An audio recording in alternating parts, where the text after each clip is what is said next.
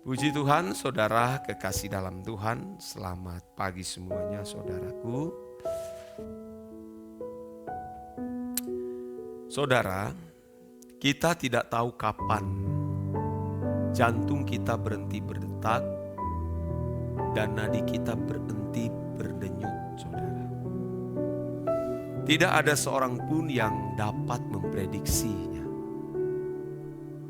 Oleh sebab itu, sebelum hal itu terjadi, ada dua tugas akhir yang harus kita selesaikan.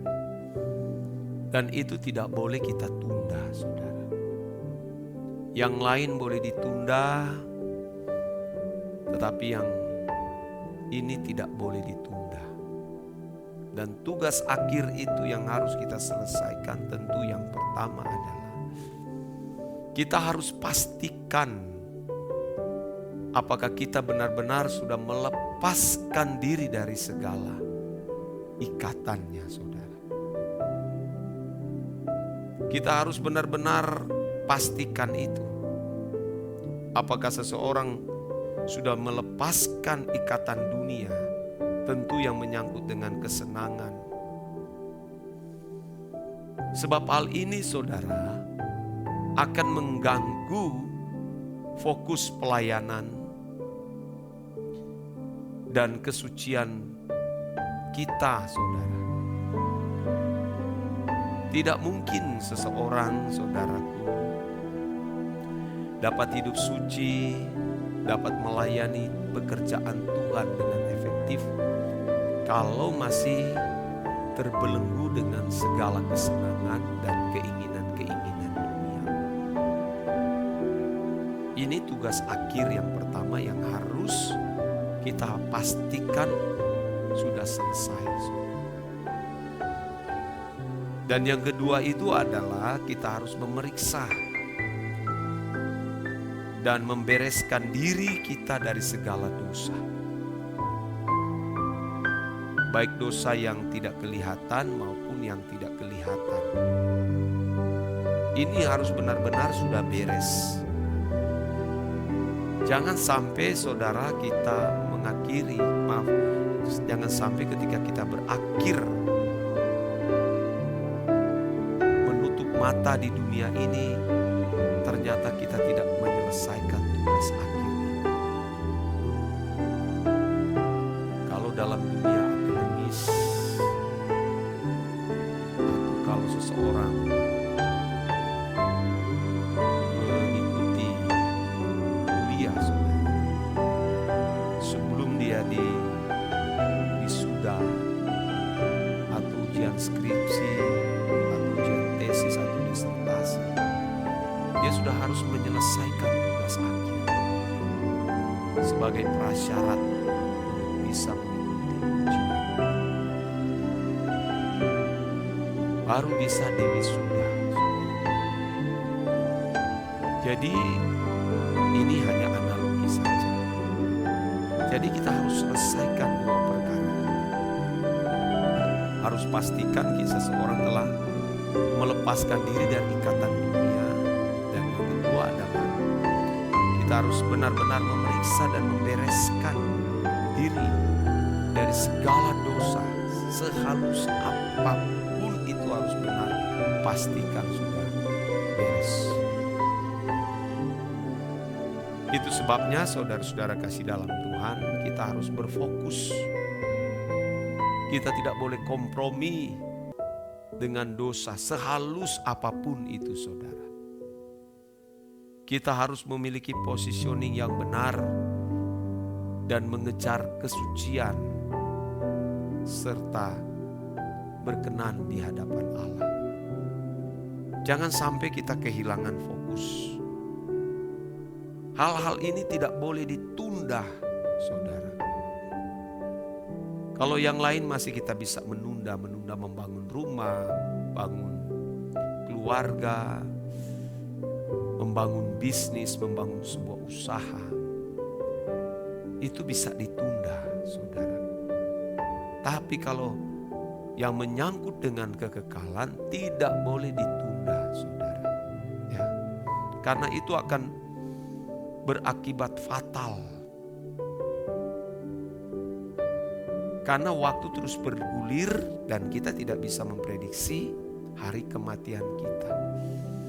Mengerikan kalau sampai seseorang berhadapan dengan Tuhan, dia tidak menyelesaikan fokus atau tugas akhir ini. Jangan menunda, saudara. Kita harus selesaikan. Dan kita harus benar-benar memiliki kenekatan yang kuat, yang ekstrim. Jangan setengah-setengah, saudaraku ya.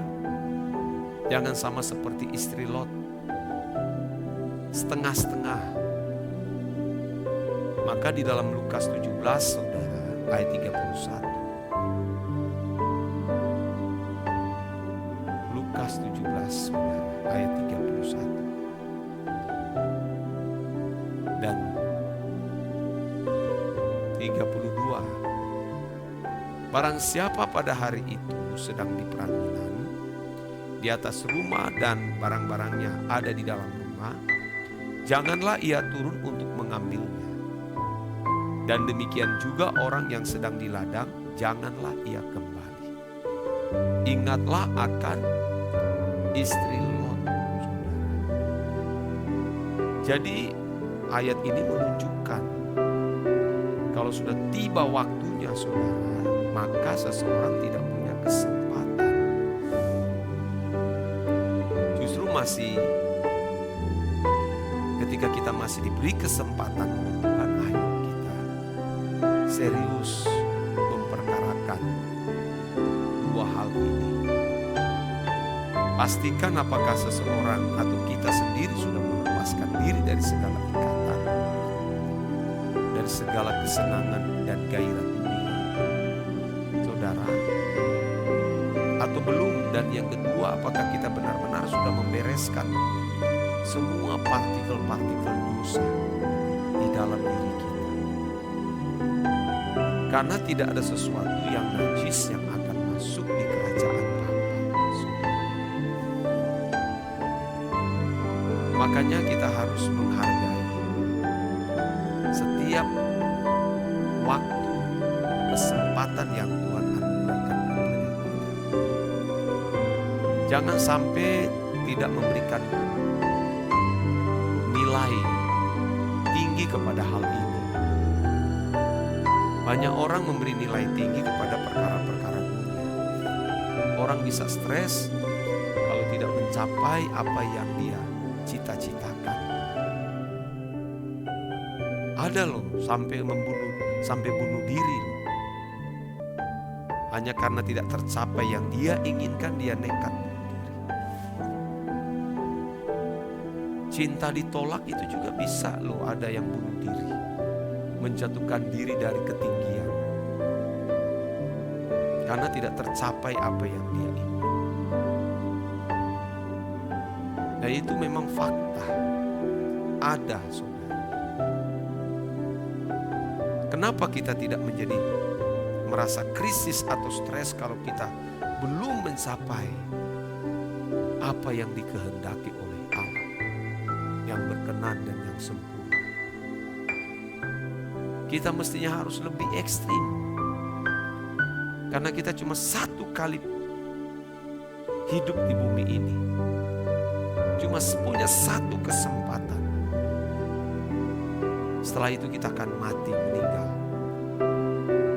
Nah, ketika seseorang menghadap kekekalan ini yang menjadi masalah, saudara,